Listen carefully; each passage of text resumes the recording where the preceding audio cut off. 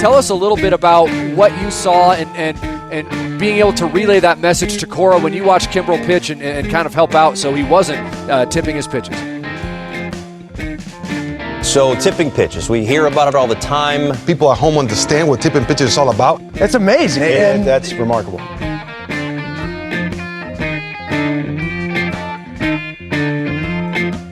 I've liked 3 lists on Letterboxd. The first one is a list by Martin Scorsese called Companion Films when he released Killers of the Flower Moon. Right. The second one is a list by friend of the pod, Josie Narin, called Gary, Keith, and Ron Does Cinema 2025, which is a list of all of the movies that Gary, Keith, and Ron have mentioned during Mint's broadcasts. That's awesome. And the third is called My Top 100 Movies by Letterboxd user Colt Keith. When I started telling you this, I didn't think it was the beginning of the pod, but now it feels like the beginning of the pod. It does feel like we're just kind of doing the pod right now. Colt Keith. Alex, what did the movies Nightcrawler, Django Unchained, The Game, The Hateful Eight, and Interstellar all have in common? Well, they're all in Colt Keith's top 10 movies of all time. That's right, they are.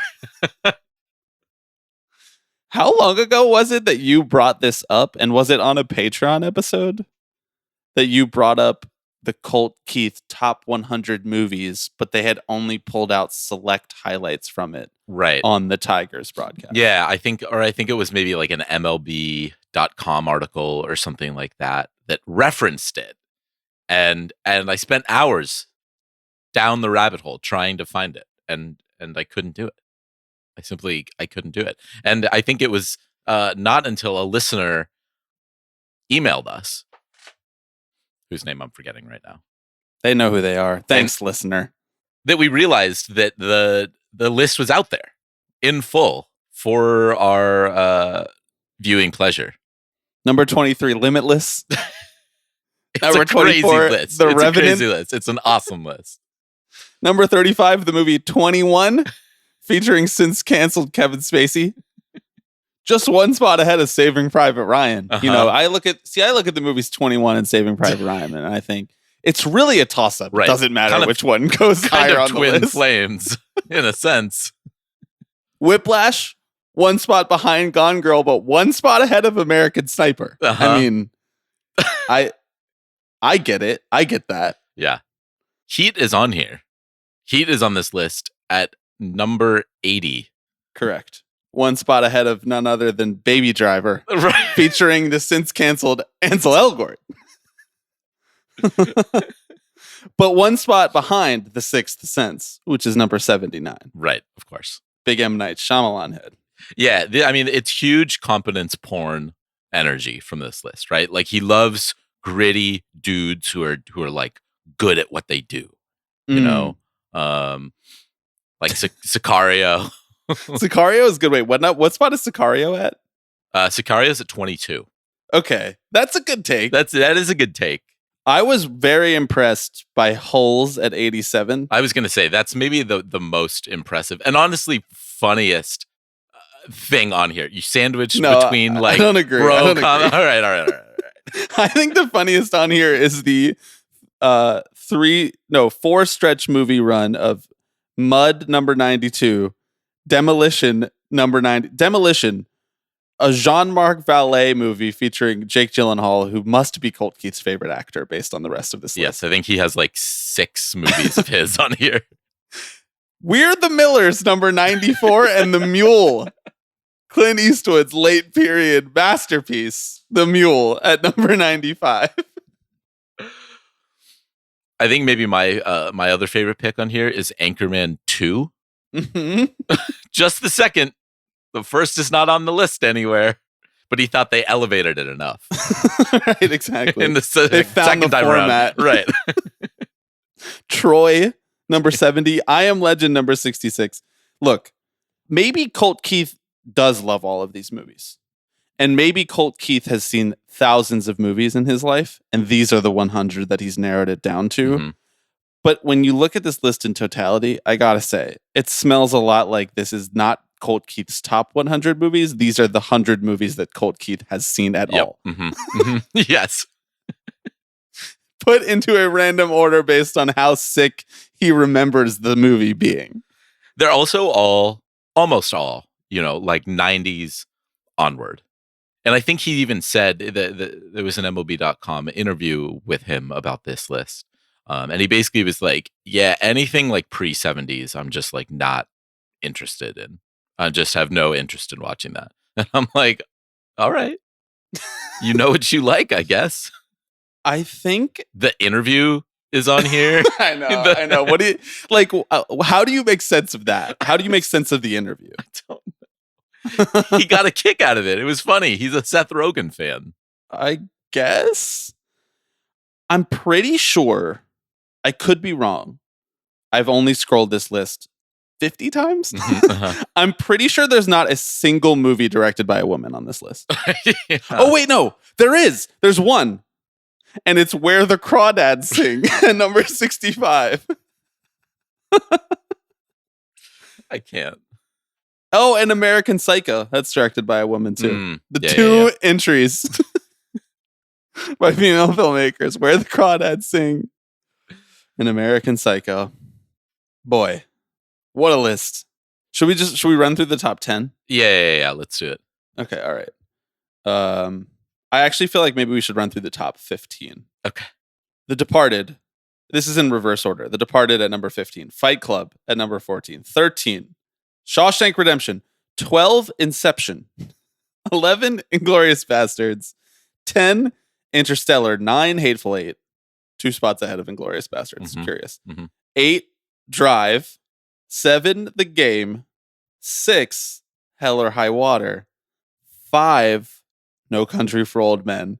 Now we're getting into real sick territory here. 4. Django Unchained. 3. Nightcrawler.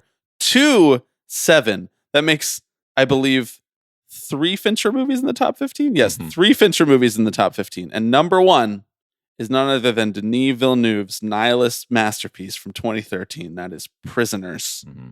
Good flick. Pretty good flick. Yeah, a few Villeneuve picks on here. Loves Fincher.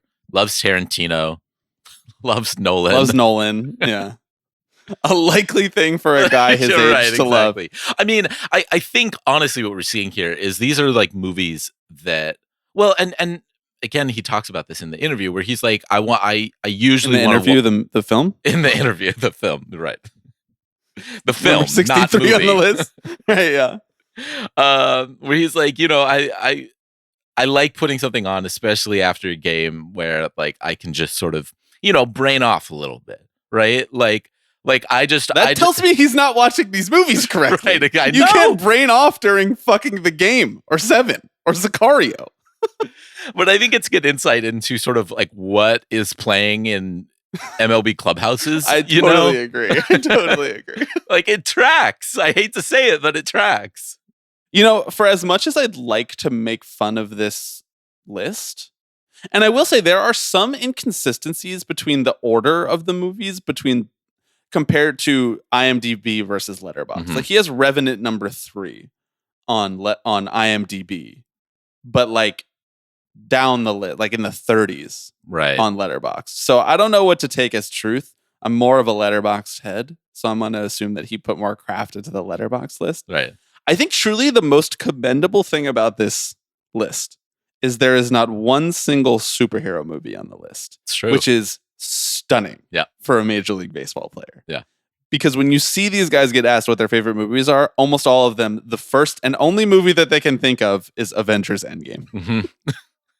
Which, like, fine movie, but, we don't need more representation for Avengers Endgame. The most well-known and highest grossing movie basically ever. Yes. Oh, it's your favorite movie. Yeah. It's one of 6 movies that you've seen. Right. Any other hidden gems on here? I know you spent a lot of time digging into it. Yes. Honestly, what's maybe a little shocking, and this is to the point you just made, right? But Dark Knight not being on here honestly surprises me. Stunning. A little bit, given his Nolan, his love for Nolan. It's like he's trying to make a point. Right. Like a no superheroes rule Yes. went into building this list. Right. Exactly. But then there's also like Heretic at number 28. there's no like Godfather. A pretty bad, There's no pretty Goodfellas. bad horror movie from last year at number 28. Right. No Godfather, no Goodfellas. No There Will Be Blood. Yeah, I feel like fewer people know that than No Country for Old Men. It did not break into the culture quite as Yeah, I think you're right. Yeah. Far superior film, though. Yeah. Both 5 stars, but somehow There Will Be Blood is far superior. Rounders, number 32. You seen Rounders, bro? I actually haven't. You should watch it. All right. It's like you should do a double feature of 21 and Rounders. Just 2 cards movies with totally different energies. I have seen 21.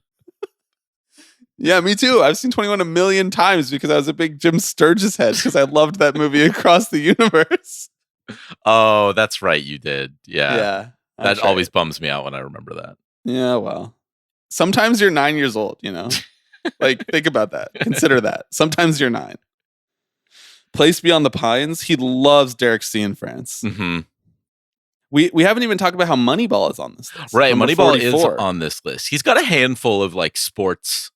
The sports, he doesn't like just sort of the straightforward sports movie, right? He likes ones that, again, speak to the process, you know, the guys who are good at what they do. Moneyball tracks, Rocky 4, Ford vs. Ferrari. Sick movie. Great movie. Sick movie. I mean, he saw the new F1 movie and was like, yep, that's one of the greatest films I've ever seen. Is F1 on here? Yeah, it's 79. What? How did I miss that? I don't think that made it onto the letterbox list. Oh, See, okay. we're All right. exposing some inconsistencies. Right. How could he have Ford vs. Ferrari on here and put the F1 movie on? I don't Like, those are movies about basically the same thing of vastly different qualities. Yes. That's maybe my biggest gripe with this list is it just does not follow internal logic. Mhm. Like, there's no way if you sat him down and you were like, rank the Tarantino movies, the first one out of his mouth would be Hateful Eight. There's just no way. Like, why? How did that happen? I respect it. I do.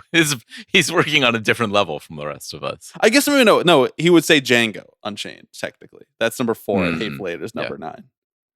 3 Tarantino in the top 11. There's a whole other world out there, man. I know. There's a whole Lone other Survivor. world. Yeah. Mark Wahlberg. The Town is on here. The Town made it. That's a good take. Law-abiding citizen. The Accountant, you know, like We haven't even talked about 300 being number 21.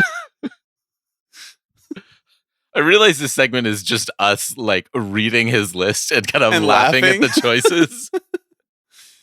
Several friends of the show have defended this list, have said this is better than a lot of guys' lists would Yeah. look. And this list is actually a prime example of dudes rock. Mhm. And I suppose I can't disagree with that, really. But I struggle with how many of the movies on this list are also just in the IMDb top 250 based on like user rank. Right. You know? Mhm. But then there are also random deep cuts. So I have to give him credit on that front. This list looks better than 90% of what MLB players' lists would look like if you asked them. Yeah. Maybe higher. Absolutely. Well, and it seems like he's at least like watching movies. He's at least putting himself out there, you know? I mean, I guess the bar is low, but I don't know. I don't really, I'm not expecting baseball players to be tuning into Place Beyond the Pines in their spare Hunger time. Games. You know? Number 62. Right. Sure. Yeah. Castaway. Yeah. I mean, I agree. It's a very, very specific lane. Like you wouldn't look at this list and be like, this is a cinephile. I would be like, oh, okay, you like action movies. You know, Yeah. like it's all like 95 to, 2015 or whatever. I mean, there's some stuff on either end of that. Very American centric, as we mentioned, almost entirely male directors, male leads. He loves a pressure cooker movie. Yes, he You know? does. Uh-huh. He loves where you're like ratcheting up the heat. Yep. Mm-hmm. Psychological Honestly, thriller. Yeah, honestly, I'm sort of coming around to the list. As I Yeah, look to you it now. are. It's like it's like auteur theory in a way. It is, yes. Movies by the boys for the boys that are sometimes interrogating what the boys are interested in. Right. Taylor Sheridan core.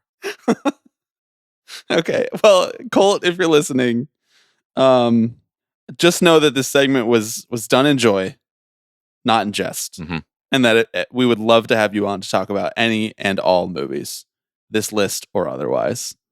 We have a fun episode coming up in which we rank, boy, this is not baseball related at all, and I don't know how to justify it, in which we rank how evil the jersey sponsors for the National Basketball Association are with our friends from the Nothing But Respect podcast, Harry Krinsky and Patrick Redford. This was obviously something that we've done for the baseball jerseys over the last couple of years in one episode, and then updating the list ad hoc. And we decided that we wanted to do the basketball jerseys, but we figured it might be wise to actually talk to basketball podcasters so they can provide us some context for the basketball piece of it. Mm-hmm. So we did that. We did the Eastern Conference jerseys here on this feed. We did the Western Conference teams and jerseys over on the Nothing But Respect feed. Link in the description to get part 2 over there on their feed. We're going to do that later in the episode. We do have to talk quickly about the rumor that MLB TV is going to be sold to ESPN, which is baffling. But before we do, I am Bobby Wagner. I am Alex Baisley. And you are listening to Tipping Pitches.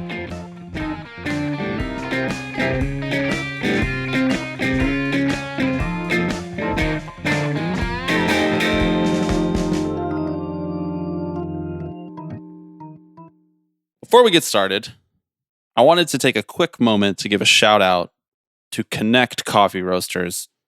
Those of you who listened to our episode, our taste test episode, Sipping Pitches, will recall that we taste tested the Ian Happ Gold Glove Blend, Connect Coffee Roasters, in espresso form, in Americano form, and we liked it. We liked it quite a bit.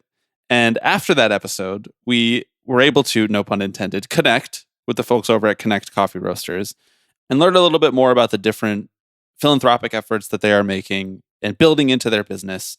And we thought that was cool. We liked the coffee, and they're nice enough to send us some coffee. So here I'm going to crack open a little Connect cold brew as we get ready to talk about MLB TV and ESPN. Because they were nice enough to send us over some coffee, we also have a little promo code where you can go over to their website and use code Tipping Pitches, and you get buy one, get one free for any of the items over there. The link is also in the description. I know we typically don't do stuff like this, but we thought that it was a cool opportunity given that we actually already tried this product and basically did free advertising for it on a Sipping Pitches episode. So if you are interested in ordering coffee, you can have it shipped to you. If you're interested in trying what we tried on the episode a few weeks ago, go ahead and check that out. If you're not, that's okay too. If you're not a coffee drinker, that's okay. But we obviously are here on Tipping Pitches. And so this episode, the zaniness of it will be powered by some Connect cold brew. All right. Like, we don't have to get to the bottom of this today because presumably this sale won't close for quite a while. This is just a rumor at this point. But several reports have suggested in the last couple weeks since the last time we podcasted. And by the way, thanks for everybody for understanding that we took the week off last week. I had COVID. We literally sat down to record and I was going to do it. We were going to do it. Mm-hmm. We were. And I got on the Zoom and I was just like, I don't think so. Yeah. I don't think it's wise. Right. You I don't think it's going to be a good episode. You sat down in your chair and immediately got up. Nope, not today. I went through warm-ups. I took BP and I was like, it's not happening today. I don't feel game speed, game ready. So thanks everybody for being patient for that. I appreciate it. Feeling a lot better. If you have COVID, take the time to rest that you need. That's my take. If you don't have COVID and you haven't had it, get a booster while you still can. Yeah, I was going to say, can you do that anymore? You might be able to get it for just like a couple more weeks. So right under the wire. But in that time, we saw several reports, viable rumors that MLB TV will sell to ESPN and become folded into the ESPN app, which is being relaunched this fall as like the new way to get ESPN over the top. And they are seriously invested in this. If you consume any products in the ESPN ecosystem, you have no doubt heard about this app, this relaunch, this new era for ESPN. And it seems like MLB TV may be a large part of that, which I have whiplash about this. I know. No pun intended from the opening of this podcast and the IMDb list. Yeah. I have a lot of feel whiplash like over this. The Martian when I Yeah. hear this news. I feel like we made a covenant.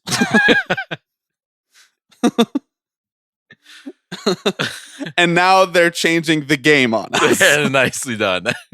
Would you say that this is just Major League Baseball playing Moneyball? Yeah, I would say that. I would say that I feel a little bit like we're going to be prisoners to the ESPN app. And come hell or high water, I'm going to have to pony up for Disney. All right, Well done. okay. Well done. It went from them being like, fuck ESPN. There are ops. Yeah. ESPN is out. We're done. We don't like how they cover the game. We're moving on. New era.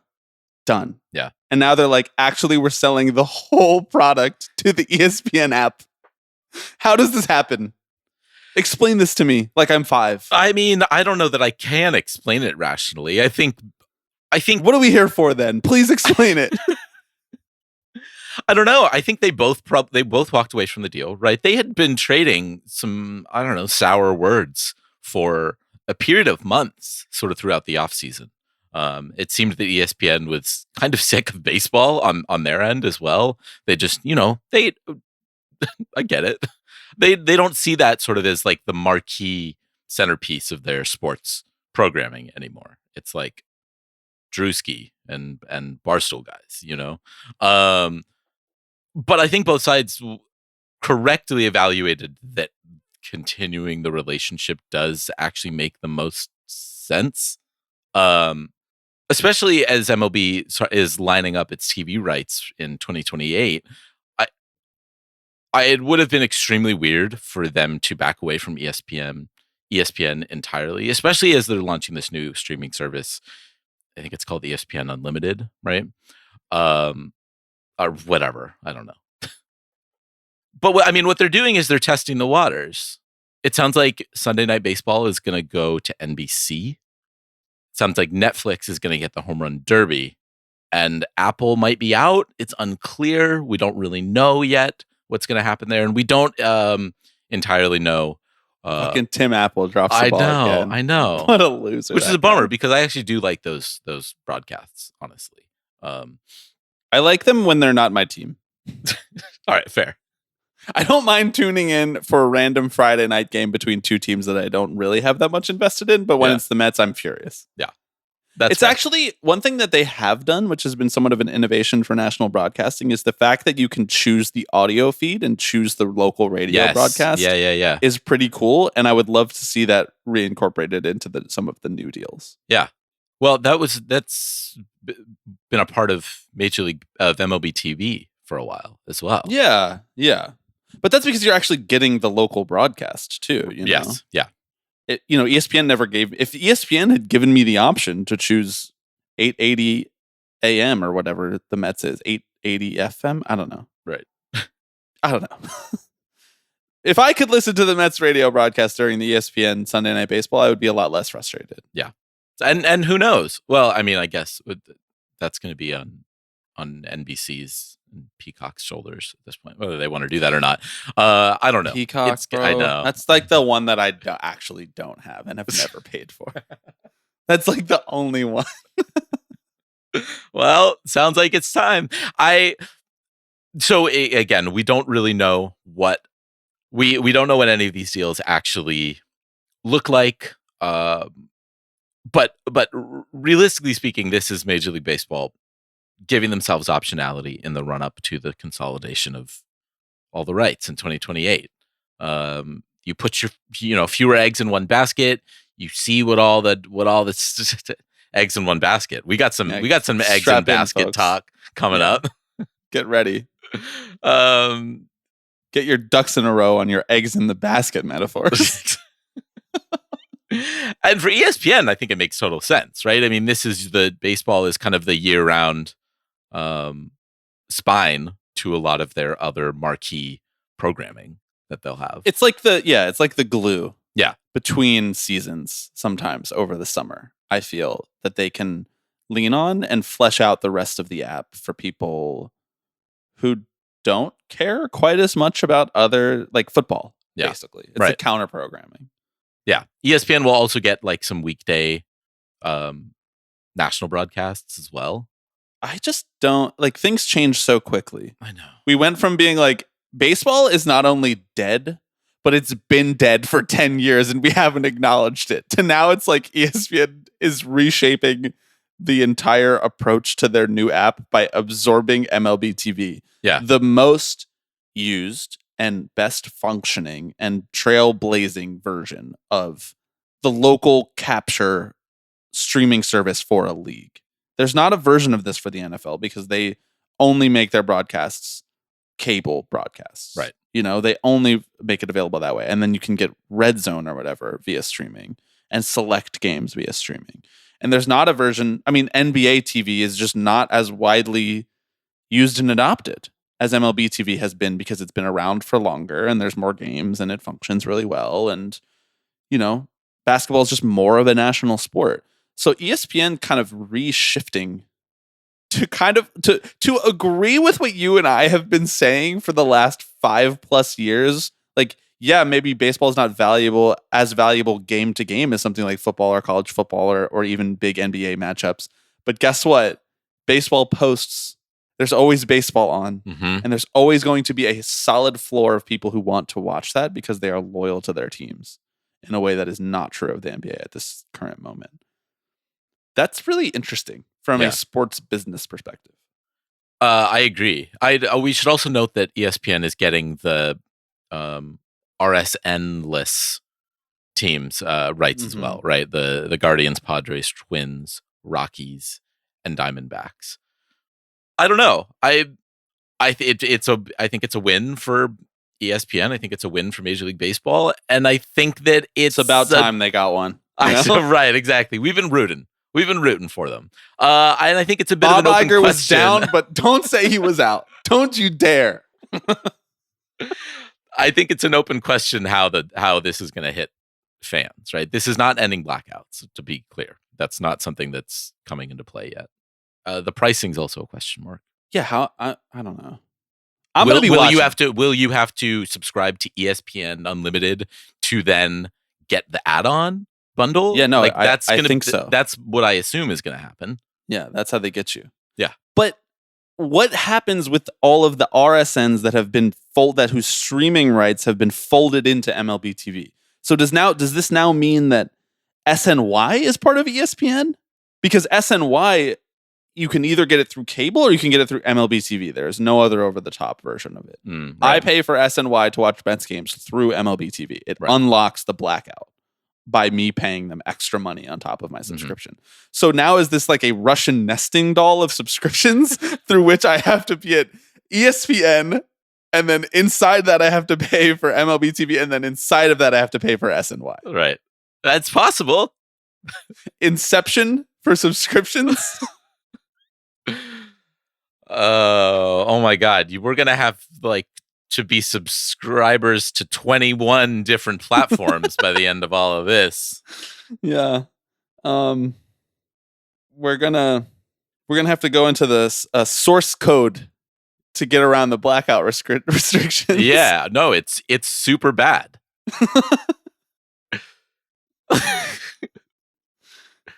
I liked it better when MLB TV was owned and operated by the other guys. Yeah, we got knives out for this one, that's for sure.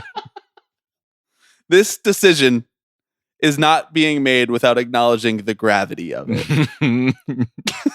Yeah, but you know, we should have expected that it would be the usual suspects back here. All right. Time out. Stop. You think we're too deep in the mud on this? You stop.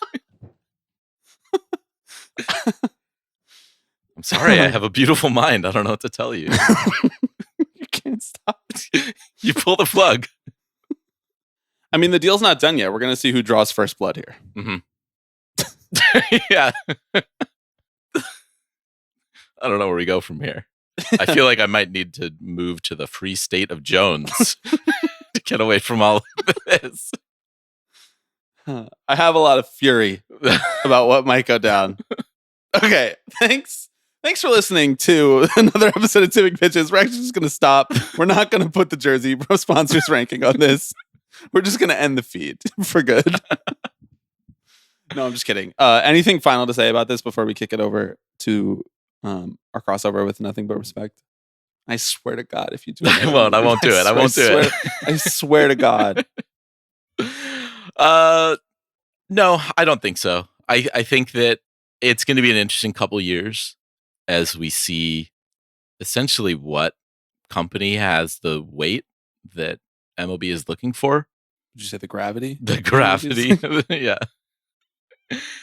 I think they've farmed it out in so many different directions. They have. Yes, exactly. And I think I'm curious to see if they can like lasso that strategy into a coherent direction, or whether it just continues to feel a little bit like whoever's juice is most worth the squeeze to us. But I'm not totally convinced that means that there's a coherent strategy that will like build fandom and engagement around the sport, which is what we hope for usually when we talk about these things. Right. I mean, that's the thing about MLB TV is it, as you mentioned, it does what it's intended to do so well. Again, putting blackouts aside.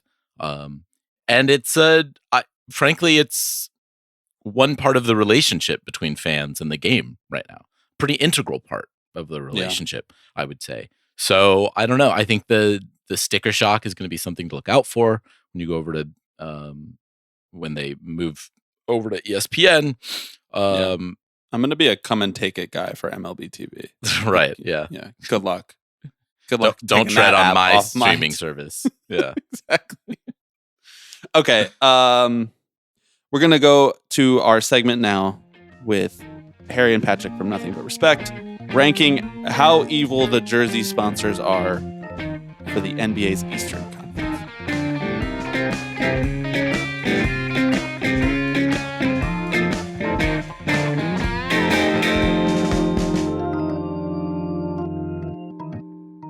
Okay, we are now joined by Harry Krinsky and Patrick Redford of the Nothing But Respect podcast. Boys, look, I got the sticker right here. I haven't stuck it on anything. I have one of the very few that Harry keeps in his wallet, so if you meet him IRL, he can give them to people. I did this last night. Jacob. Did you really? Yeah. Jacob, that's such a vet move. Rosenberg, another friend of the show, I was hanging out with him and just whipped out a sticker, handed it to him. That's beautiful. That's such a power move. I keep my sticker in a little locket that I hang around my neck, that I can gaze at longingly. Yeah, do you also have like a lock of my hair in there too? Yeah, exactly, or like what are we talking about here? Patrick and Harry are here for a harebrained follow-up to the most evil jersey sponsors ranked MLB episode that we did, Alex, a year and change ago at this point, a year and a half ago. We have since updated that many times as new jersey sponsorship deals have been struck. But we decided that we would want to expand into the National Basketball Association because our listeners want to hear us make fun of corporations more than they want to hear us talk about baseball. So this is a Tipping Pitches episode, as well as this will also be a Nothing But Respect episode. We're going to do a little home and home here. It's a little producer chat for you guys. Before we do, though, tell me about Nothing But Respect. Officially a Defector podcast now. That's right. You guys are really diving into the chat show zone over there. You're just trying to become... Would you say you're trying to become the new Barstool to attract talents like Ryan Russillo? 100%. Like a couple things to know about me is that I'm like a basketball fan and an uncle, but first and foremost, I'm a founder and a small business owner. And so like, as much as I love basketball and as we'll find out like corporations and maybe baseball a little bit, like I love money. And so this was like a great way for us to get money. The content, whatever, it's a basketball podcast. Cares? It's good. We're smart, like whatever. But like, really, it's like Harry and I are pulling in like, I don't know, would you say like in the high two figures, maybe like low threes? Like we're stacking. I mean, when you one of the big kind of like hidden pay pigs, gold cows in this industry is collectively owned journalists. Yes, there is a lot of money in that space. So yeah, we've been taking that on. But excited to join you guys. This will be fun. The Democratic Party is handing out checks, so I hear. Now you really derailed the pod. We haven't even fucking started yet. $8K a month? $8K a month?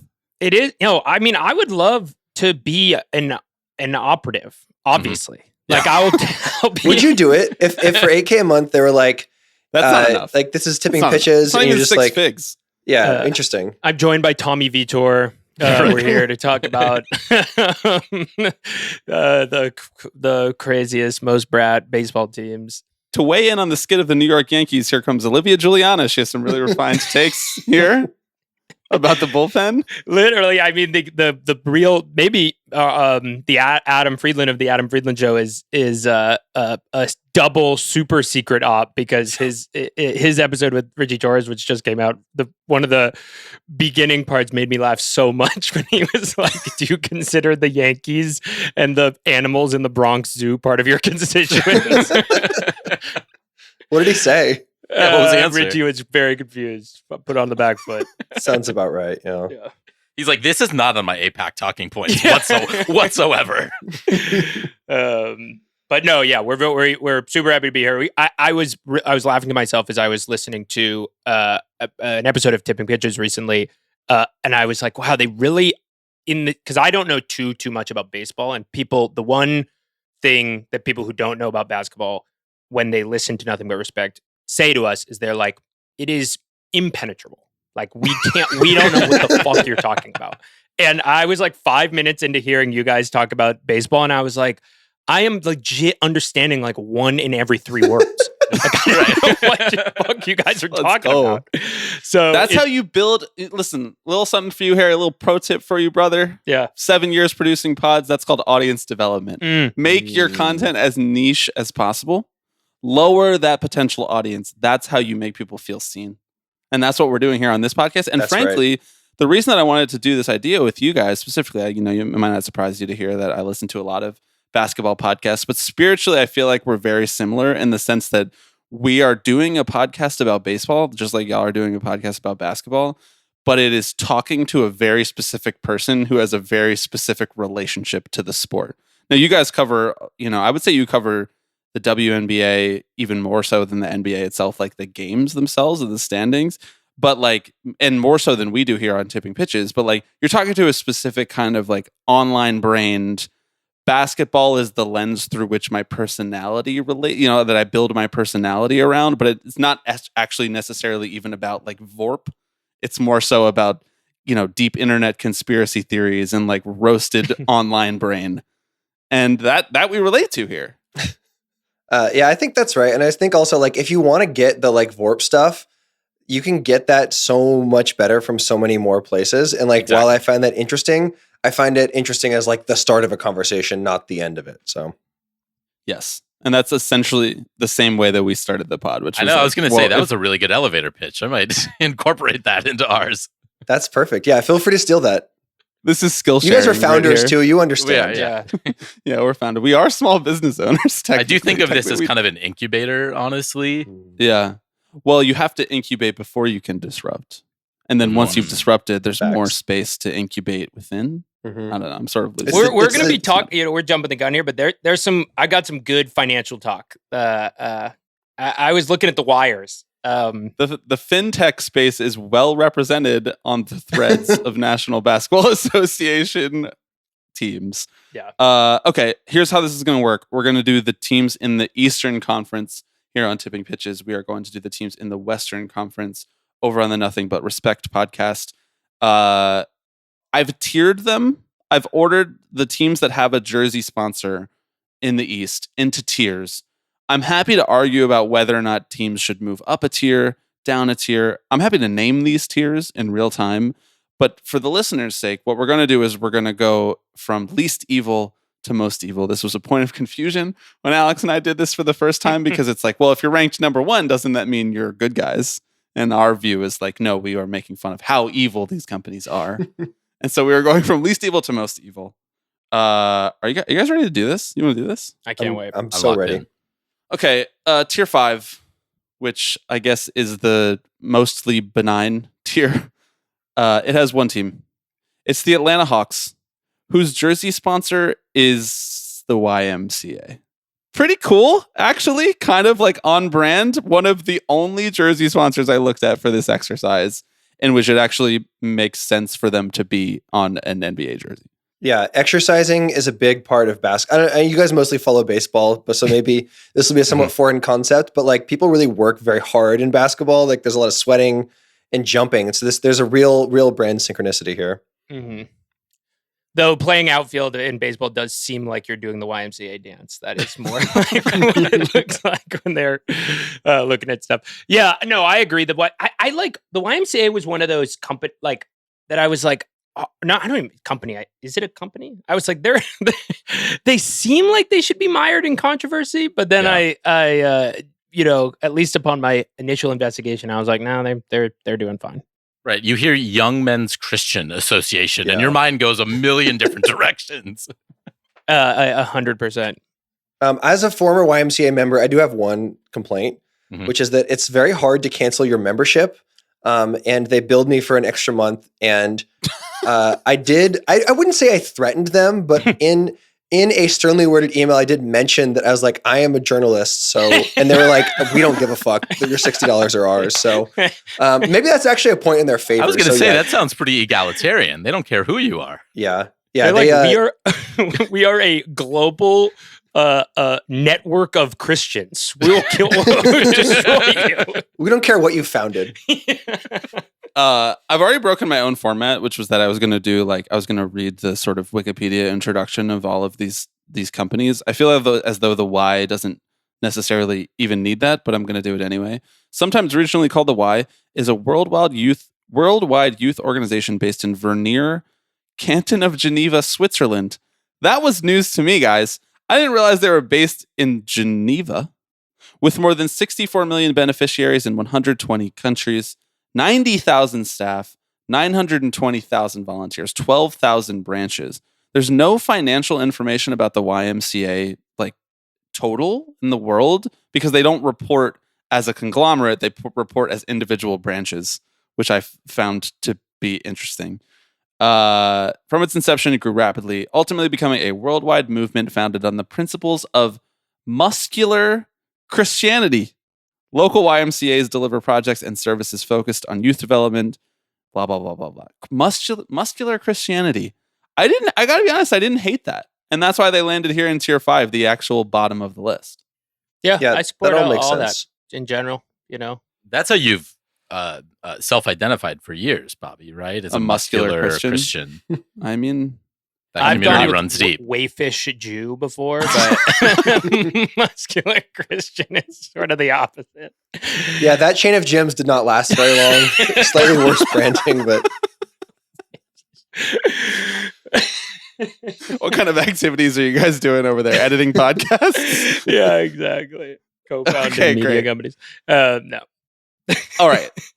YMCA, everyone feels comfortable with that being the least evil jersey sponsor in the Eastern Conference. Over on the To Big Pitches episode that we did over this, the least evil jersey sponsor was New York Presbyterian Hospital. And we got a lot of pushback about that. We got a lot of pushback for saying a hospital was not that evil in comparison to these other countries. You know what? I stand by it. They have actually literally saved people's lives, which is more than you could say for all of these other companies. Okay. I ran into this larger thing that you're talking about. You're going to have to make some compromises. There's some things that are contain multitudes. Okay, tier 4. In tier 4, I have placed 3 different teams. Well, actually, technically 4 teams because 2 of them have the same jersey patch. The Milwaukee Bucks, Chicago Bulls with Motorola, the Detroit Pistons with StockX. Can't wait to hear your guys' views on this, and the Brooklyn Nets with All-in-One. Does anyone have a one of these companies that they'd like to start with? I'd like to nominate All-in-One for the least evil in this tier because I did a little research on them. Their CEO is a Brooklyn Nets season ticket holder who allegedly just kind of like would go to games and talk to people and just be like, the quote here is, "You can go to many different sports arenas and meet people in sports, but the Brooklyn Nets just have an alignment and a synergy that is how I run my company," which I think, again, as I've already mentioned, I think that's beautiful for what should now be obvious reasons. They seem just kind of normal evil. They don't seem like pointedly too bad or anything. I also like that their name kind of has a nonsense pun in it. So that's the case for All-in-One. a grammatically nonsensical pun too. It just doesn't make any sense at all. All in One was founded in 2017 by Crystal McKenna with the vision of becoming a one-stop shop for healthcare practitioners and medical practices. By the way, I'm reading this from an NBA.com article because this is one of several companies on here that doesn't have a Wikipedia page.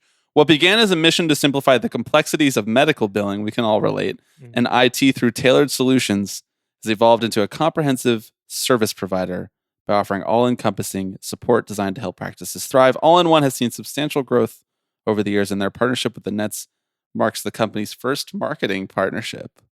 Quite compelling. First marketing partnership. I'm sort of like, that sounds like I don't know what a marketing partnership is. It's like, what the fuck are we talking about?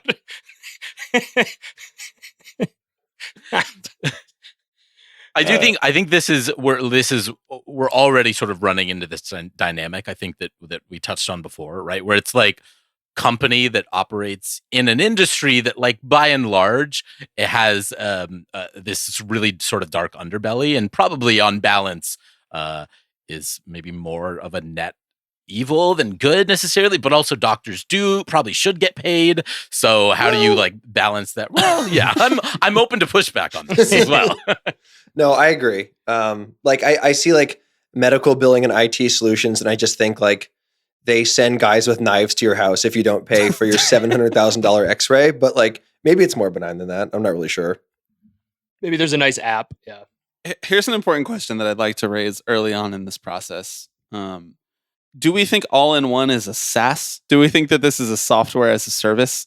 Because SaaS companies, they are highly represented on the patches of professional sports teams, which I find intriguing, in large part because consumers who are watching this product and most often seeing this ad are not the ones actually fucking buying SaaS products, guys. Like, who goes and buys like corporate enterprise level software just because they're watching, I don't know, DeMar DeRozan shoot a free throw? That's what I can't I'm going to tell my understand. doctor about this. Right, Like, exactly.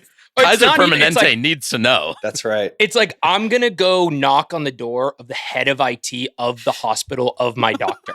And Like, your doctor doesn't even have a say in this. So what's the marketing potential there? I don't even get that. It's just that I have money to spend. I mean, my only thought is like, if being a like engineer at Lyft in 2012 was the most fake job you could have, that is now B2B SaaS is now the most fake job. And they're like, those are the people, all the like 3 martini lunches of like the media era of the, you know, whatever 80s, like those, they're just like guys who work in B2B SaaS now and have unlimited vacation days and like Right, buy jersey exactly. patches. So that like, that's where the funny money is. And maybe that's where the jerseys go.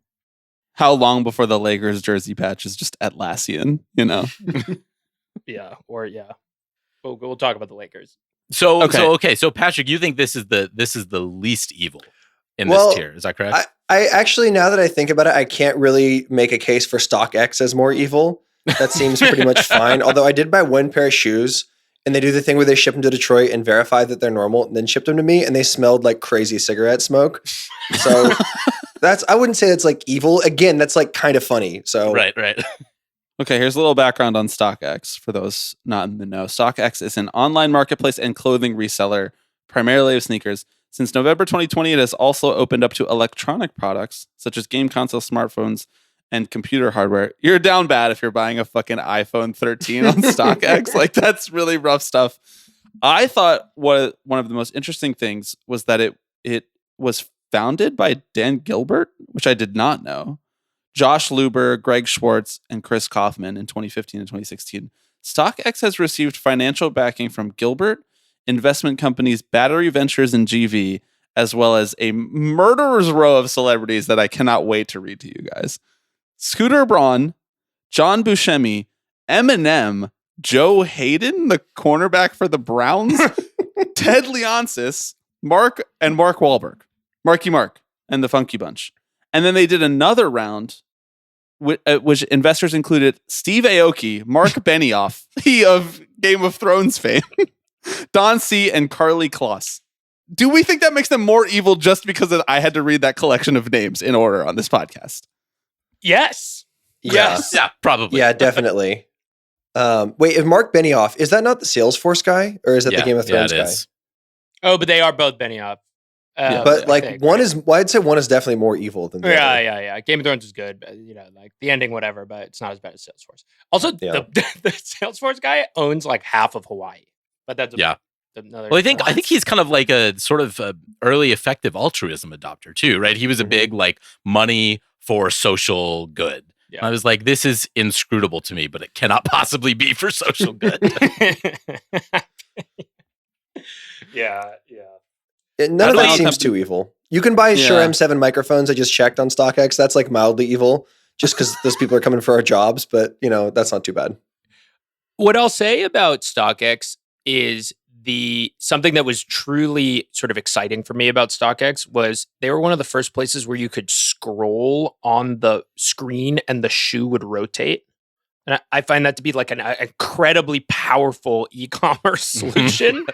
I love scrolling and having the shoe rotate. And StockX, I was in the trenches. I'm telling you, first place you could rotate scroll. So I do like that. And I think that's about it. Like one of the things we've left behind in the 2010s was the sort of concept of dead stock. And I think that is for the good of the culture, and StockX was a big part of that.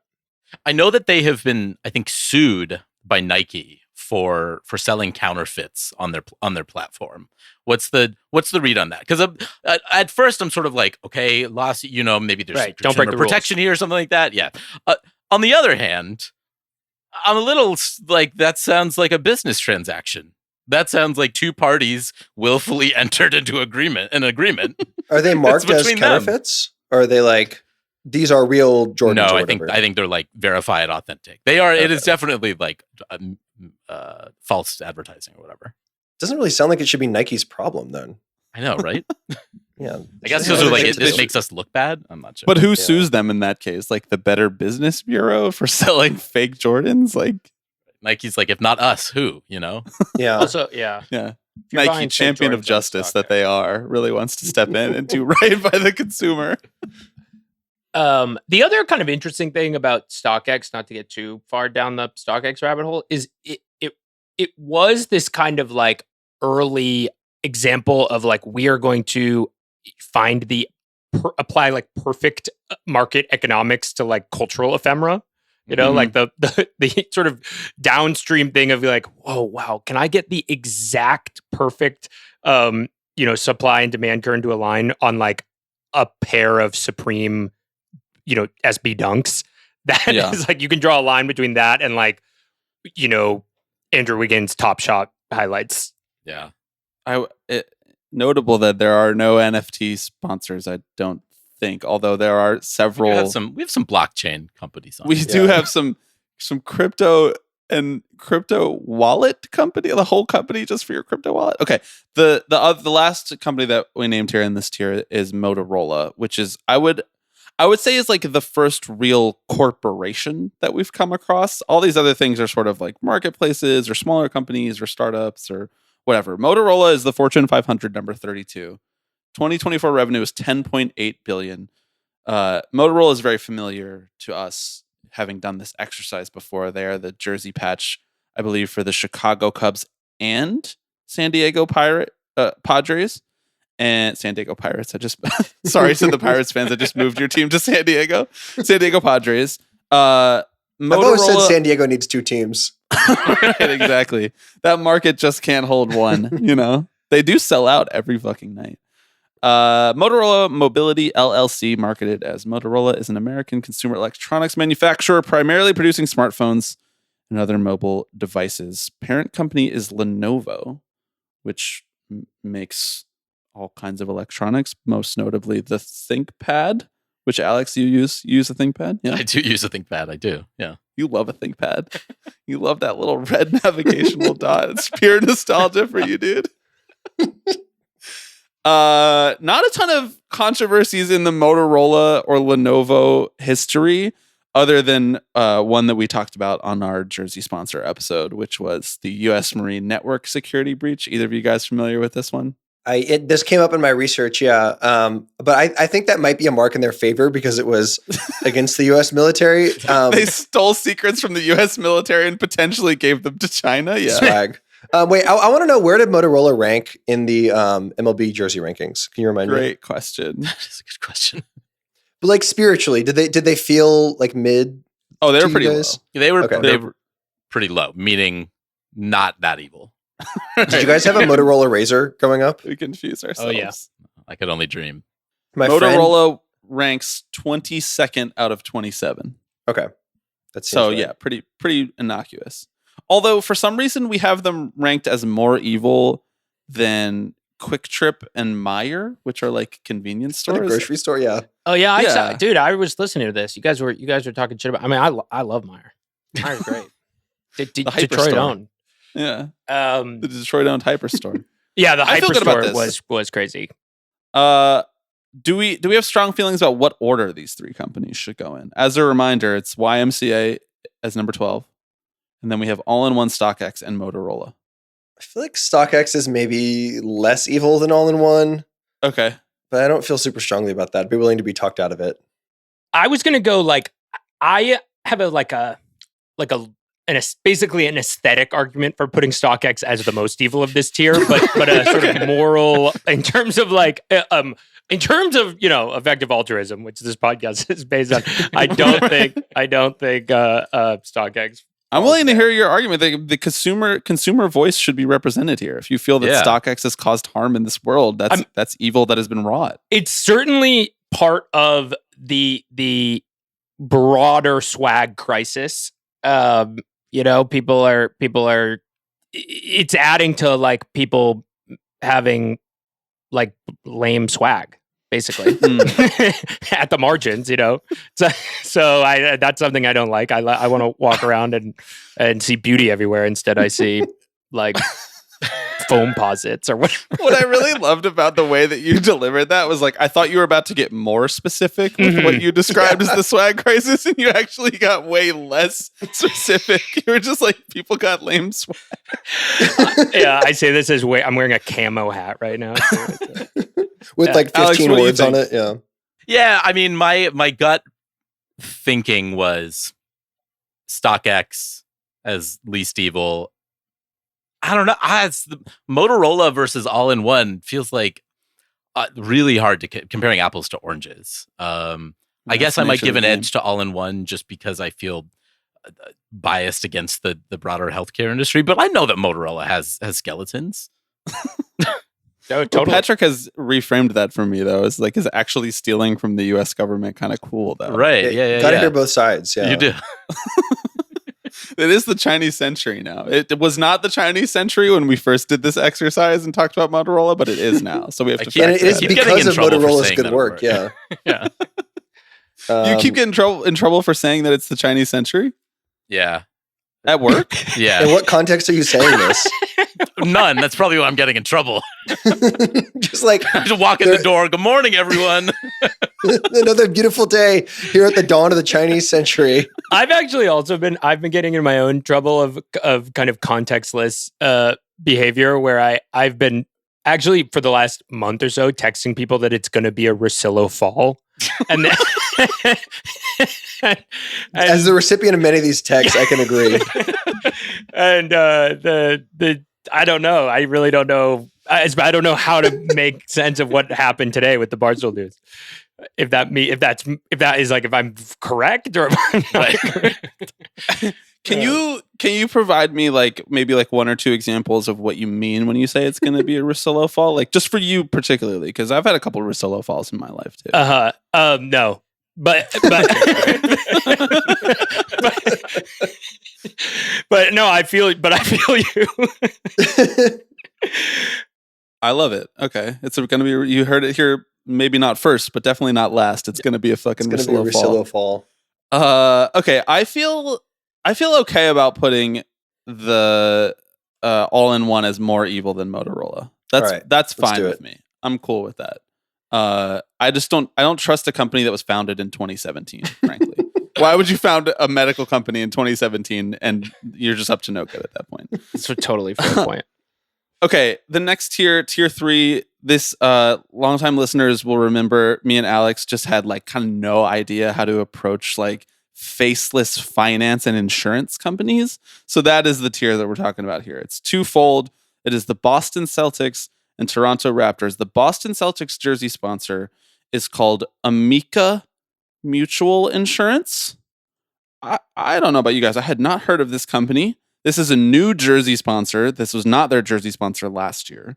2024 revenue, $2.8 billion. Amica Mutual Insurance Company is a Rhode Island-based mutual insurance company that offers auto, home, and life insurance. Big three. The three kind of insurance really has wrought horror on this great country.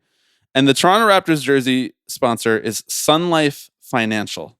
Sun Life Financial 2024 revenue, $24.2 billion. It's a Canadian financial services company headquartered in Toronto, Ontario. Founded in 1865, it operates internationally in life insurance, wealth management, and asset management. As of 2024, the company manages over 1.3 trillion Canadian dollars in assets and serves clients in Canada, the United States, Asia, and other markets. It's one of the largest life insurers in Canada. Publicly traded on the New York Stock Exchange. Now, when you say Sun Life, is that spelled S-U-N or S-O-N? because now that I think about it, S-O-N is also a sort of Sun Life is also a straightforward description of like what buying life insurance will do for your son if you were to perish. You'd be like, son, your financial life is now established. So if it's spelled that way, which I see now that it's not, I would be super down with it. But I think they actually should get some demerits for not being spelled that way.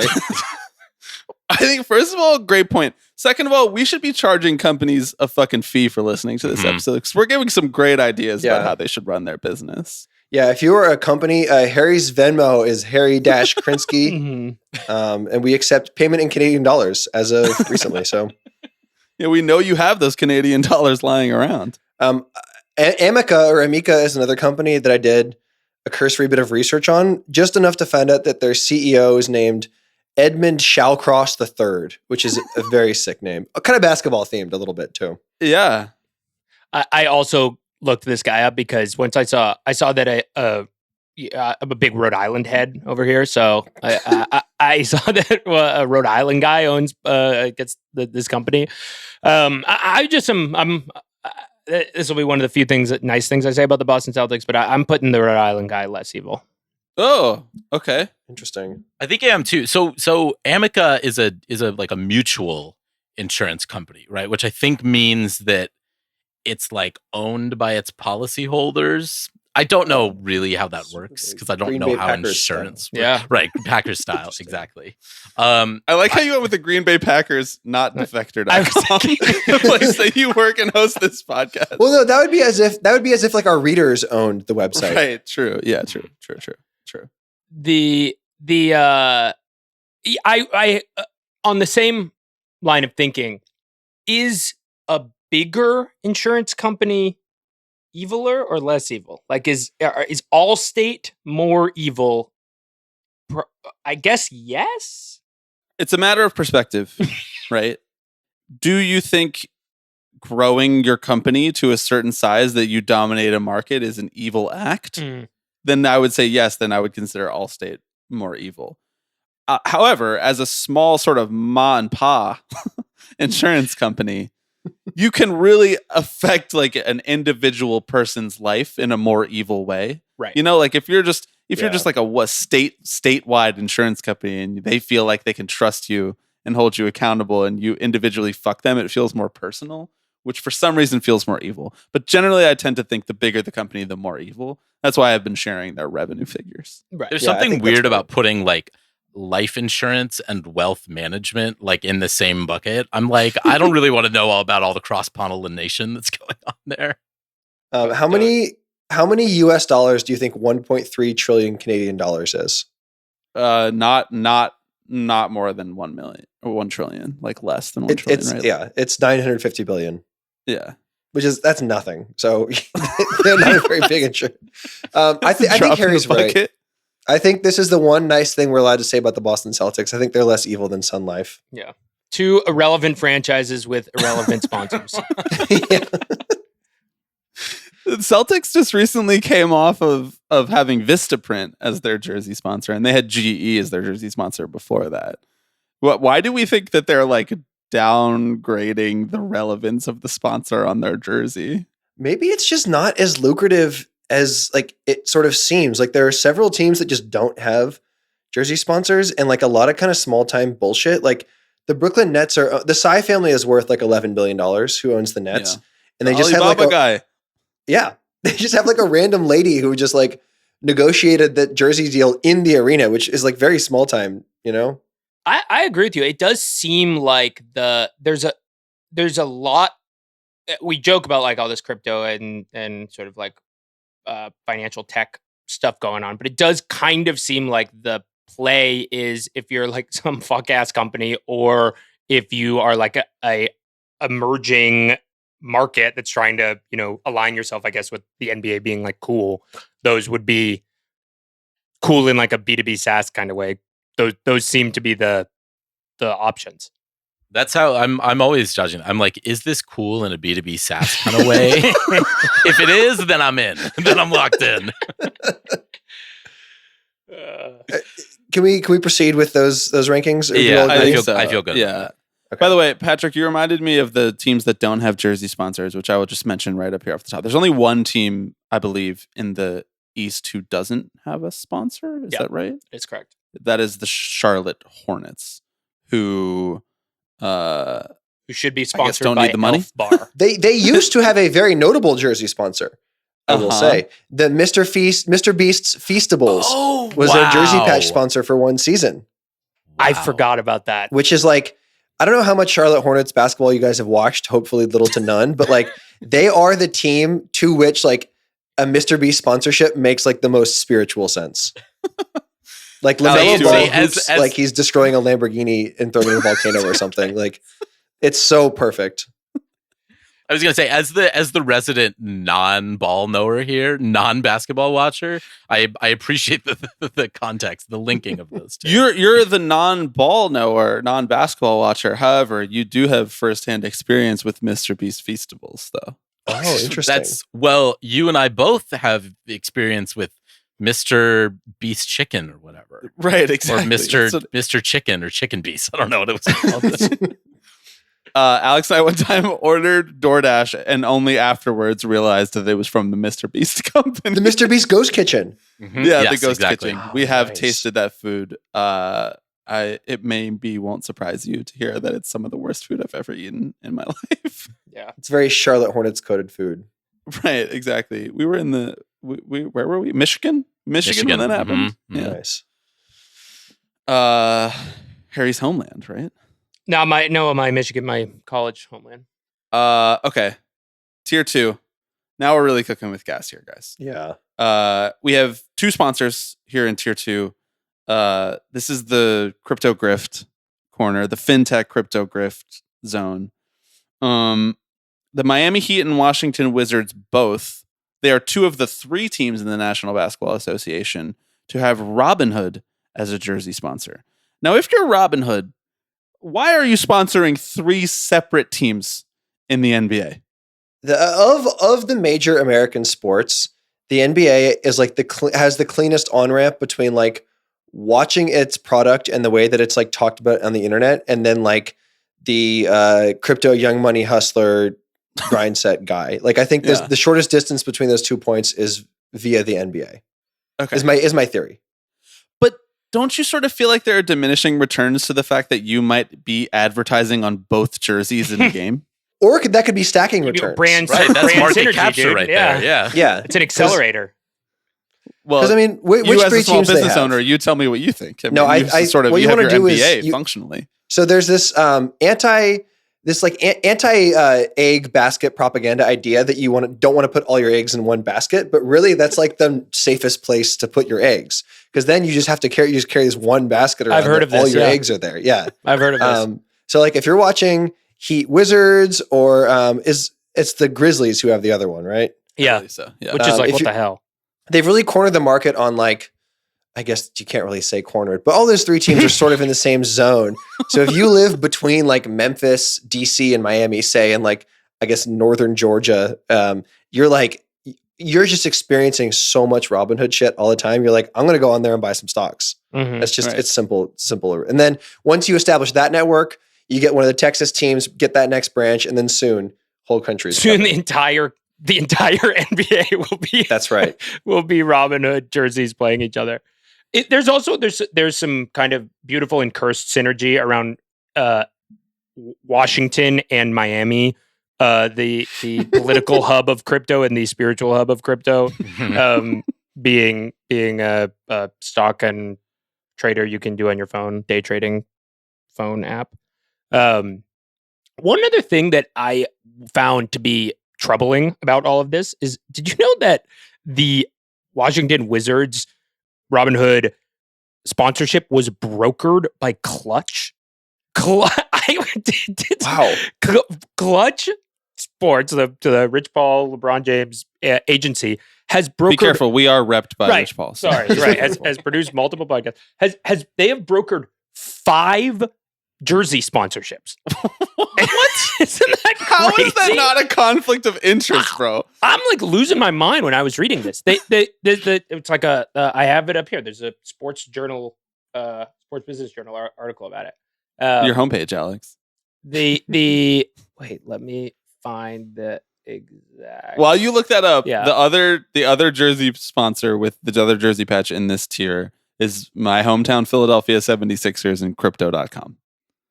I mean, you had to do it to them. Crypto.com is all over the place in sports. They are the sponsor of the Los Angeles Lakers, formerly Staples Center. Now it's Crypto Arena. Crypto.com is in there. Yeah.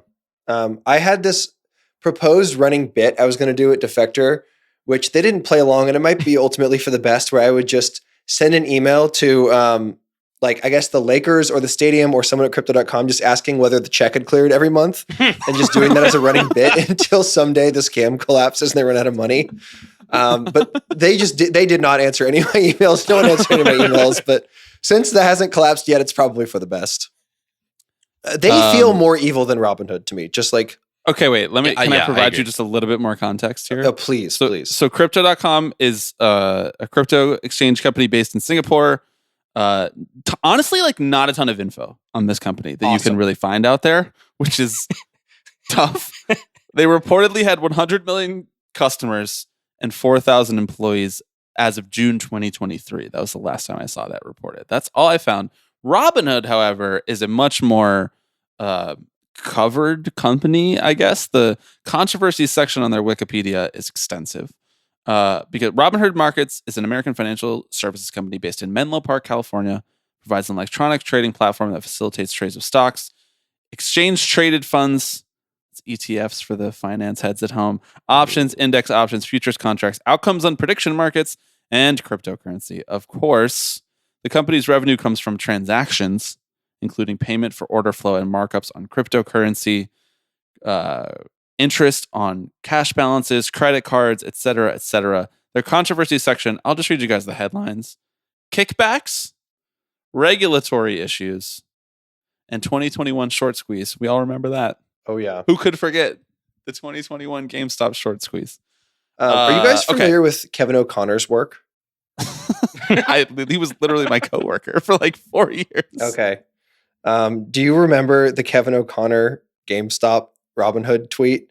Because No. I've been trying to find it and it's been driving me crazy. I cannot find it. But I remember when it was like when the GameStop controversy thing happened, he tweeted something about like those it was so funny. The way he phrased it was so good, but it was like those clowns don't want us to win or something like that. So every time I pull up the Robinhood app on my phone to buy more crypto, I'm thinking about him and how I'm doing it for KOC. That's really funny. That's yeah. Go ahead.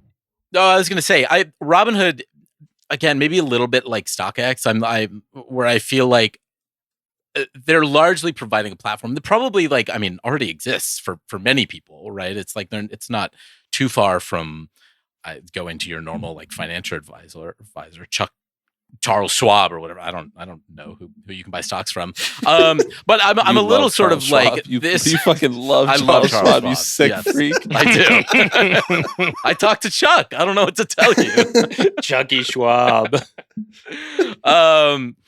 Robinhood sort of feels like you get out of it or lack thereof, like sort of whatever you want. Like you're making a lot of personal decisions there, and if you pour all your money into GameStop, like I did, you bear the consequences of that, right? This is the eggs in one basket thing. This is why I put my retirement in AMC, and I'm going to be working till I'm 95.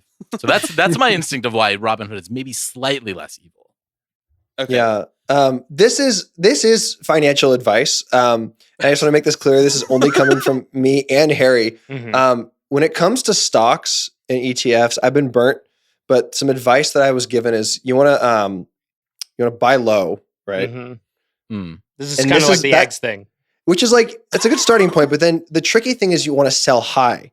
You don't want to do those two things in the opposite order. I'm happy to field any questions, but like that's the investment strategy that's led to my sort of independent wealth and Dubai hustler style thing I got going here. So I'm glad you mentioned Dubai.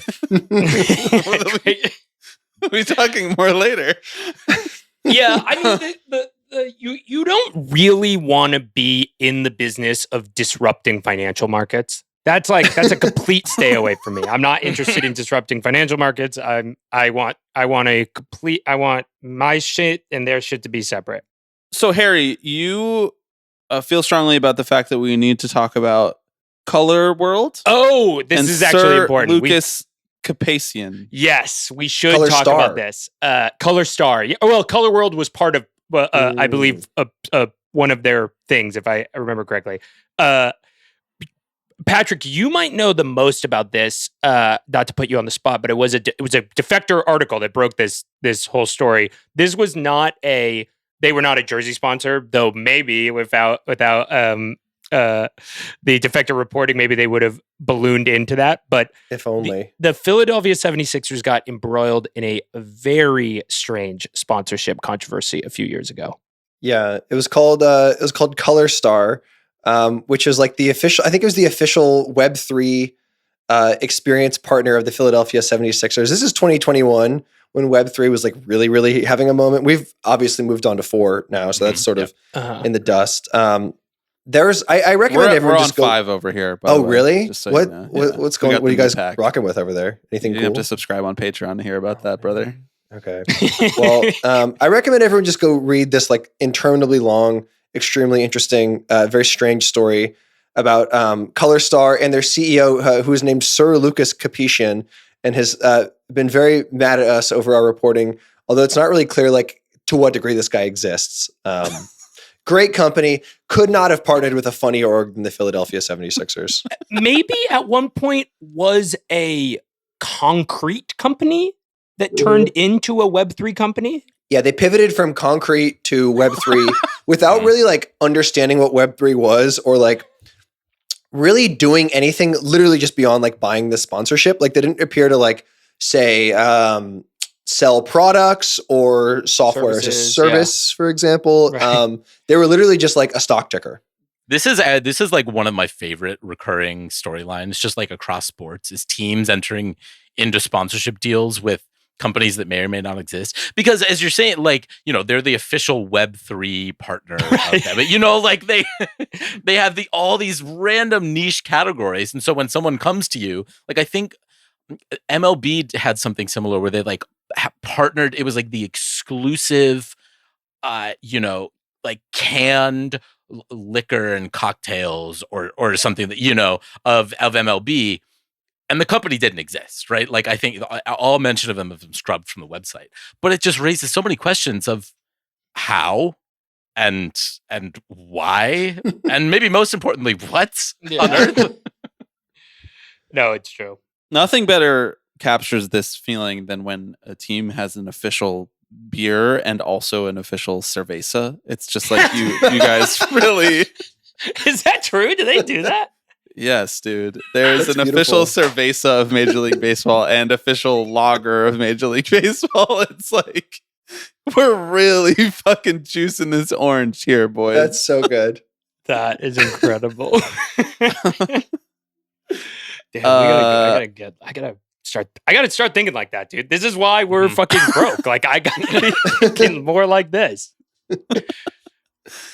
You would know that if you were a founder. Patrick obviously already knew about this. Right. So. Yeah, you're ignoring my texts to do more Russillo fan cams. But we all distribute our eggs how we will. You know. Wait, was that the fourth mention of Russillo? My over just hit, dude. This week's episode is brought to you. Yeah. Okay. Up to the tier 1. Feeling really good about this tier as I look at it now, this collection of companies. We have I'll just go in reverse order from how I have them written. We have the Indiana Pacers with Lucas Oil. Now, maybe you at home are a little confused about Lucas Oil. I'm going to give more background context for that. We have the Orlando Magic, sponsored by Disney World. Not sure if you guys have heard of it. Can't wait to hear everyone's opinion on that company. The Cleveland Cavaliers with Cleveland Cliffs Incorporated, which is stylized as Cliffs in all caps on the jersey. And of course, rounding out tier 1, we have the New York Knicks and their jerseys. What does it say, Alex? What does the jersey say? It says Experience Abu Dhabi. Yeah, it does. The one and only. Just stunning. Every time I see that written there on the jersey, it's just stunning. Anything jump out here? Any company that you guys would like to talk about first among this 4? And then we can argue over, which order they should be in later. Let's talk Lucas Oil first, because I read some funny anecdotes about them. But what do you know about Lucas Oil? Because I know one thing. So it's called Lucas Oil. Yeah, they do oil. So Lucas Oil is not actually like really like much of a gas company. It's like they distribute automotive oil additives and lubricants. They're not like drilling into the earth. Like when we did our jersey sponsor rank, like the top 3 was straight up like, these are the gas companies. This is the company that owns the Dakota Access Pipeline. Right. This is the company that has had the largest oil spill in North American history. Like that's what we were dealing with there. A little bit less of that in the NBA as far as I've seen. And maybe that's to Patrick's point about how the pipeline there is closer to like crypto grifter bro, online influencer bro, than it is to like, old timey captain of industry might be in a suite at our stadium. We want to advertise, Occidental Petroleum to him. Yeah, the like pipelines are a little more metaphorical in the NBA. Right, exactly. They're a little bit more, I don't know, internet based. They're pipelines to radicalization, not right. Exactly. They're pipelines to disaffected young males. Yeah. So, okay, Lucas Oil is an American manufacturer and distributor of automotive oil, additives, and lubricants, founded in 1989. Lucas Oil was founded by trucker Forrest Lucas and his wife Charlotte in 1989. The company is a medium-sized manufacturer of lubricants, including engine oils, greases, gear lubes, as well as problem-solving additives. That's what I call you guys here as guests on this podcast. And car care products. It produces and markets approximately 270 formulations in 40 countries. Controversies. This was one of my favorite things that I dug up in the research for this podcast. Forrest Lucas is a founder of Protect the Harvest, a nonprofit organization which opposes, quote, the radical animal rights movement, and particularly the Humane Society of the United States, which it calls a, quote, wealthy and successful attack group. In 2012, Lucas said that he invested over $600,000 in the organization. Its stated goals include educating the public about animal agriculture and preventing the passing of legislative or market-initiated bans on particular production practices. Swag. That's awesome. I'm sure unrelated to any of the products that they're creating or anything. Right, like that, right? exactly. This has nothing to do with what they're testing on or anything. Yeah. The runoff. Protect the Harvest is an incredibly evil sounding. Yeah, Oh my God, so yes. I just like that's like the last thing you hear. Basically, it sounds it sounds like a sort of like a fascist agriculture cult. Yes, yeah. Right. That's crazy. Sorry, because there's a lot of jargon there. they're are they like anti-PETA? Is that the thing? They're like killing animals is good, actually? Yeah, they're like anti-animal people. Like they don't really have much of an ideology, it seems. I guess they do, but it's like just sort of like destroying the humane society and PETA. They're and like stuff. deregulation for the people who have tried to get protections over animals. Right. You know, it's like we need to be able to graze. We need to be able to allow Lucas oil to run off into local streams in which, you know, salmon are swimming. Right. Et cetera, Animals et have cetera. had it too easy for too long. It's time to bring the hammer down. Put your fucking foot down now, guys. So what if the deer has 5 legs? That's a rarer game. Protect the harvest is like something that you would see in Interstellar or something. Like they're losing all their because we need to protect the harvest. Except this just exists in real life. What did you dig up about Lucas Oil, Harry? I dug up a little bit of controversy that happened a little bit later with Charlotte Lucas. Okay. The wife. Yes, the wife and co-owner of Lucas Oil. Charlotte Lucas was, and this is one of these you could kind of file under not so much anymore. Charlotte Lucas posted a racist tirade on Facebook where she said, Paul Schrader zone. Yeah, well, Paul Schrader had a racist tirade? Just a couple here and there. Fuck. Damn. Definitely on Facebook. I'm sick and tired of minorities running our country. Blah blah blah. It's just like boiler. I mean, it's very racist, but it's just like classic racist Facebook bullshit. What is interesting is the Forest Lucas as a PR kind of like damage control took out a full page ad in the Indianapolis Star apologizing for his wife's behavior like a chunk of time later.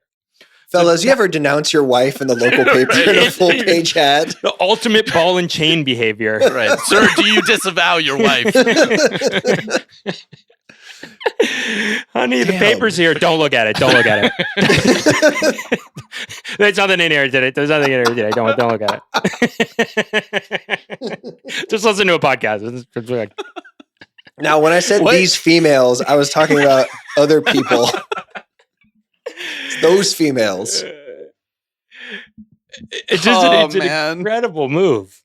That's like the Notes app apology for a guy who also founded something called Protect the Harvest. You know, like that's the best he could think to do was take a full page ad out.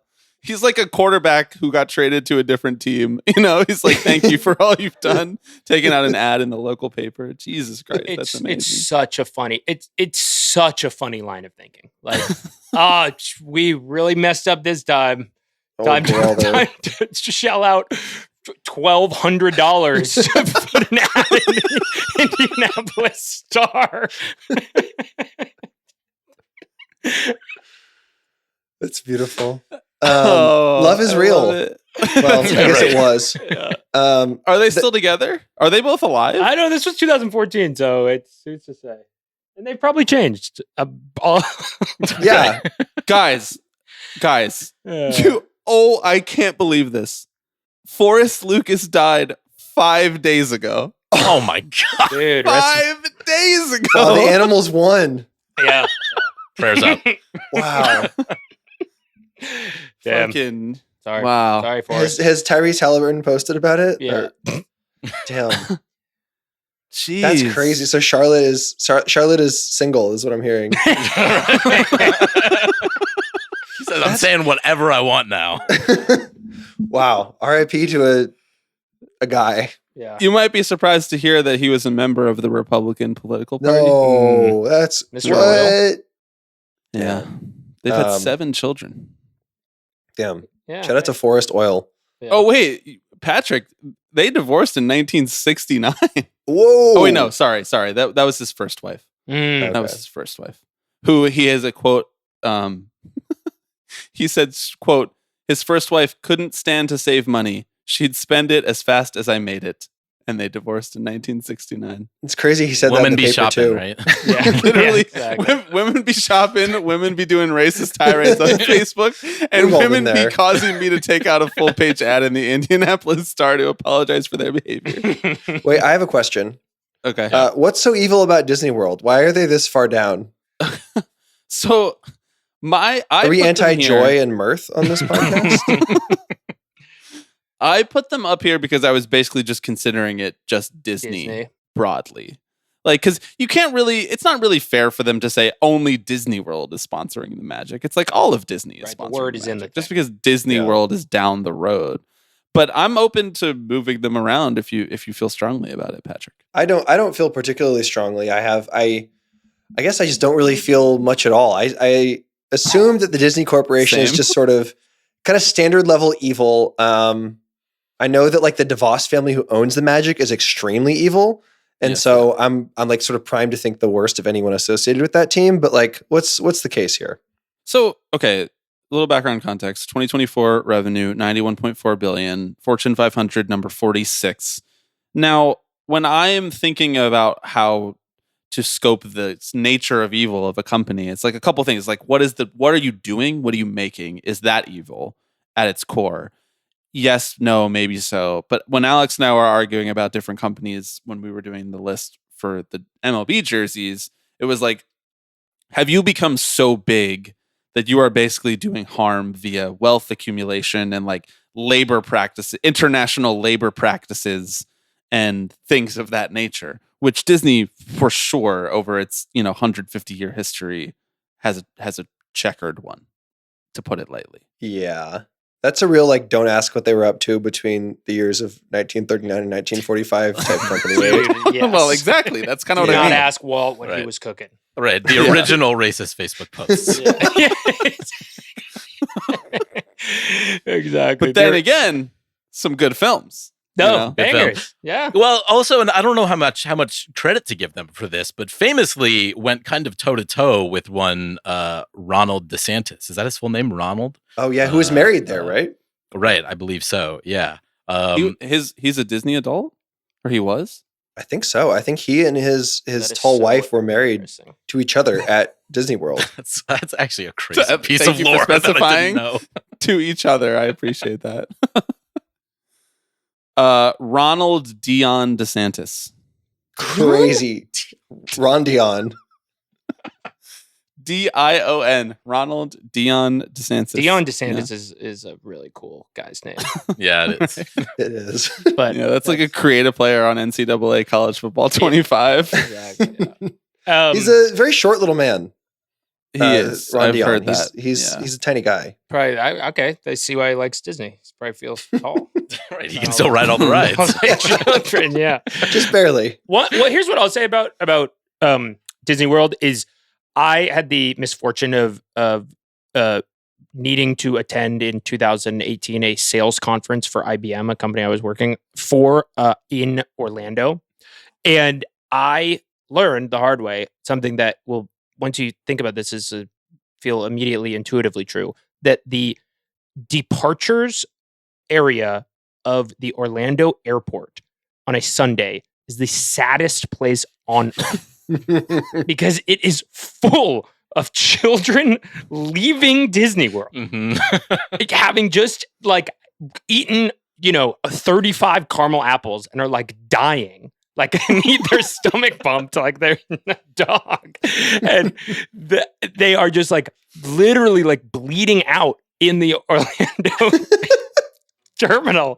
I was like, it was the saddest, most fucked up place I've ever been. So like for that and Disney World's like role that they have played in making that day really bad for me, their spots, they were great up here. Are they more evil than Lucas Oil? Because to me, the two we haven't talked about are like pretty clearly the most evil. Yeah, agreed. So I don't know. How do we rank Disney and Lucas Oil? So I'm open to moving Disney down. If you think they're less evil than Lucas Oil, I'm cool with that. But then should we also should they also sort of draft night slide all the way down? Then are they less evil than Crypto.com and Robinhood? There's some fuck shit at Disney World. Like, yeah, people have gotten their legs. People broken. are fucking dying and shit. Right? Yeah. Well, they're covering it up. Some of the people in the mascots are like, sleeping in their cars or like peeing in their costumes or whatever because they don't get a bathroom break. Like, right? Have you guys heard of Celebration Florida? It's crazy. This is for a different deep dive for another time. It is a Disney company town that a bunch of Disney employees live there. It's called fucking Celebration Florida, which is so insane. And Disney owns all the everything. That's the model. They're like a sovereign state. Right. It's like they have their own police force. I don't want that. I don't need any of that. Is that where the Florida Project was set? I believe it either was set in Celebration or in a town right next to Celebration. Yeah. Yeah, I feel good about where they are in the rankings. Yeah, I do too. Yeah, I think Lucas Oil and then Disneyland, Disney World is great. Okay, great. So 1 and 2, we have Experience Abu Dhabi, which I frankly don't have a ton to say beyond what people might already suspect. Beyond thank you. we have Cleveland Cliffs, which I'm happy to give a little background context for, because prior to this exercise, I had not really heard of their work. They are the Fortune 500 number 221. They made $19.2 billion in revenue in 2024. Cleveland Cliffs Incorporated, CCI, formerly Cliffs Natural Resources, is based in Cleveland, Ohio, specializes in the mining, beneficiation, and pelletizing of iron ore, as well as steel making, including stamping and tooling. You're really good at beneficiating iron ore, right, Alex? And Harry, you're more of a pelletizing gentleman yourself. That's my thing. The company is ranked 22nd on the list of steel producers and is the second largest steel producer in the United States after Nucor. Controversies. The company's request for government intervention quashed the 1865 Upper Peninsula miners' strike. That's how old. That's the age of evil we're talking about here. A miners' strike from 160 years ago. They were crushing that. And then as recently as February 2022, Cleveland Cliffs agreed to pay $3 million settlement related to Clean Water Act violations. But the in between, it was all chill, right? Exactly. Including a cyanide and ammonia spill in August 2019 at the port of Indiana that killed thousands of fish and closed Lake Michigan beaches. Not good. When I saw the word cliffs on their jerseys, until we started researching for this episode, I thought it was a local casino resort. It sounded like, oh yeah, me and the boys went down to the cliffs for the weekend and let loose at the tables. Like a resort that has by default just become so washed that it's like a swingers couple destination. Yeah, like the sandals of Northern Ohio. Go ahead, because I have a stupid anecdote that will take us. No, you go first. The only thing that I found is I did some research into the because I didn't know anything about the Cleveland Cliffs. I did some research into the CEO, a guy whose last name is Goncalves, Goncalves, maybe Gonsalves, maybe Gonsalves. Yeah. In any case, there is a Reuters article from 2018 about him kind of going nuclear on a sales call, where Gonsalves blasted other analysts for what he called their inability to, quote, read numbers. He then That's continued. awesome. The article continues, quote, "You don't understand your business. You don't understand you don't understand our business. You don't understand even your own business," he said, referring to nobody in particular. "You are a disaster. You are an embarrassment to your parents." This is on a 2018 sales call. Awesome. That's pretty baller, I'm not going to lie. Yeah.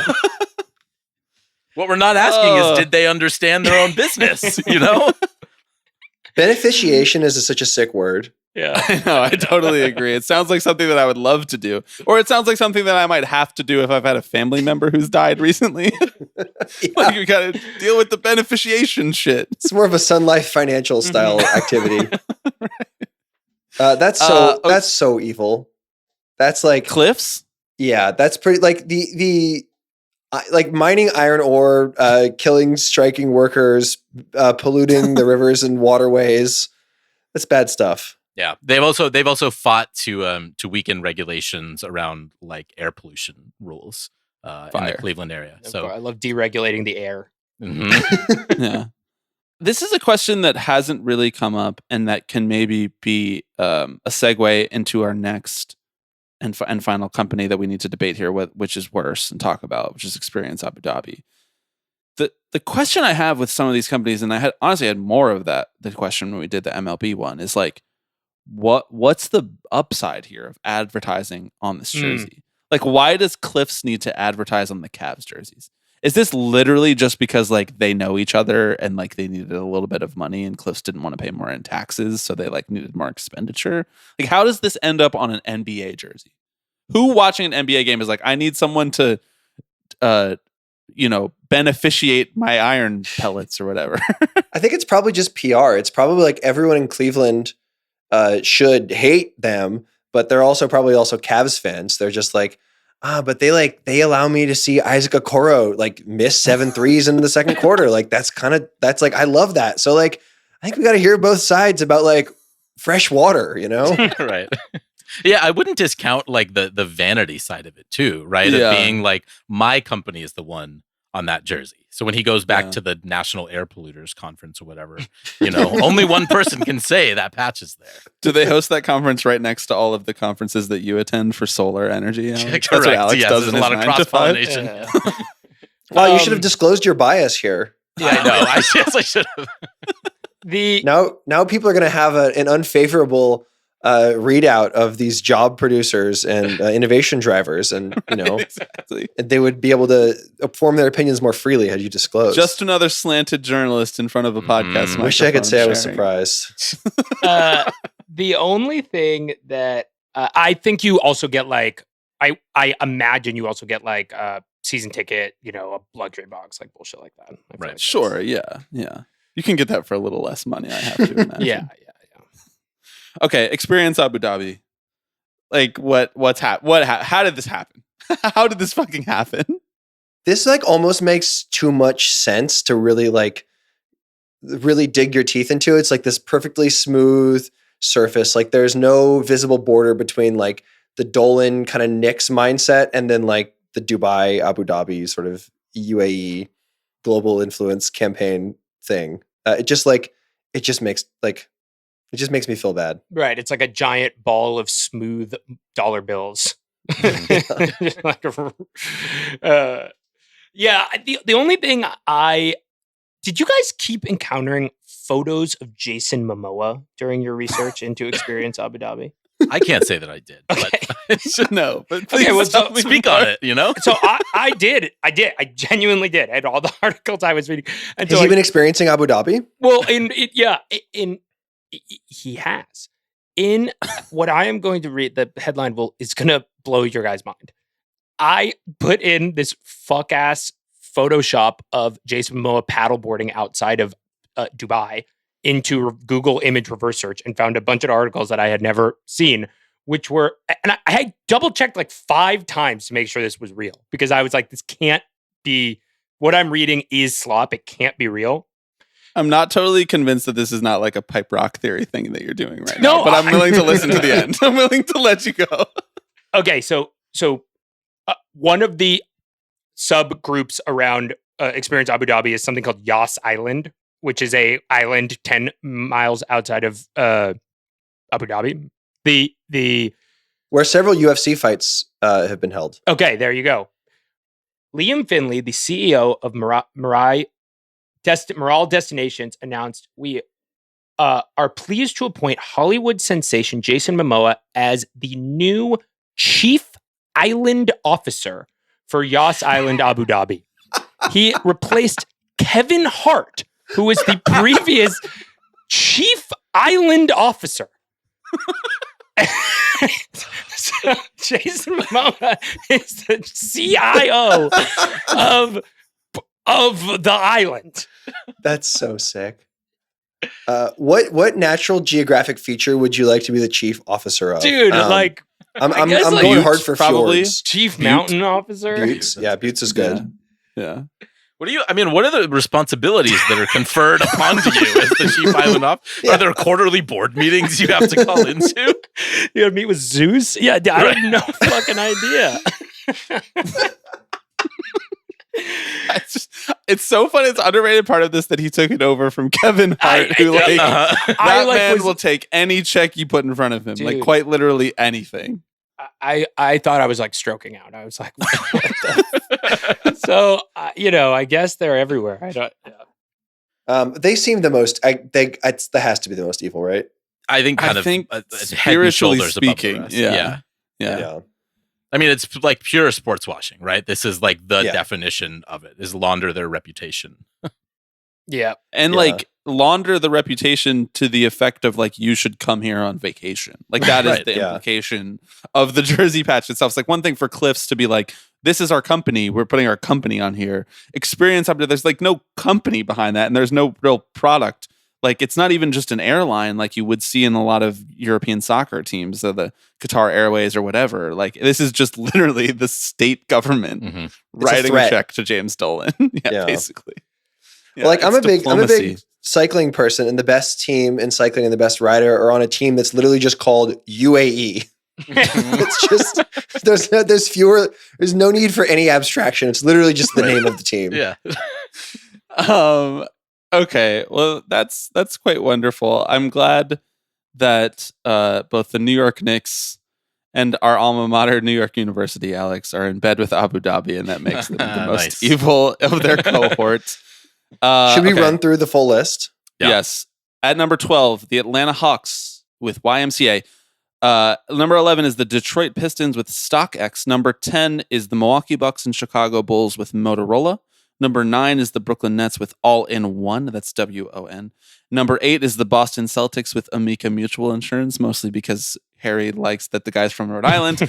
Number 7 is the Toronto Raptors with Sun Life Financial. Perhaps they would have ranked better on this list if they spelled it SON. Number 6 is the Miami Heat and Washington Wizards with Robinhood.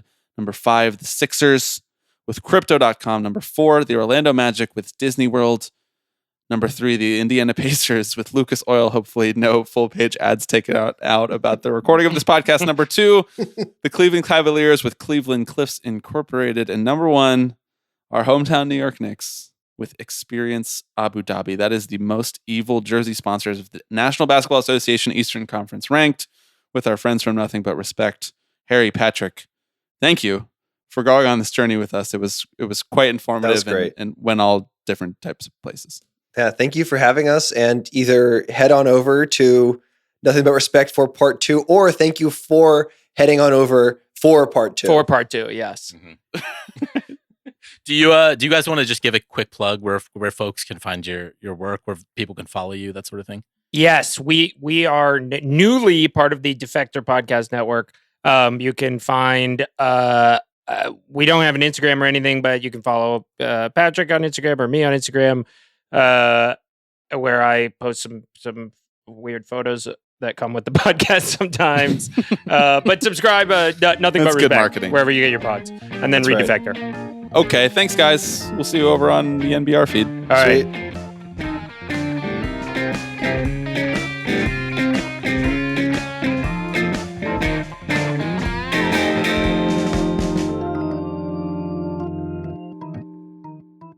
Thanks to Harry. Thanks to Patrick. Head over to the Nothing But Respect feed to hear the Western Conference, the part 2 of that segment. It's just much crazier, honestly. The Western Conference jersey patches are like totally out there, random ass companies that I had never heard of, and it Mhm. was exhilarating to discover It the really nature was. of their evil. Truly. We had so much fun doing this. We hope that you enjoyed listening to it, and you definitely should check out that second half because it's pretty zany. Pretty zany. And we just got a little punchy by the Mhm. end. Like Yeah. I just kind of I lost control of my thoughts and emotions and words. All right. Thanks for listening. We will talk to you next week. Hello, everybody. I'm Alex Rodriguez. Tipping pitches. Tipping pitches. This is the one that I love the most. Tipping pitches. So we'll see you next week. See ya!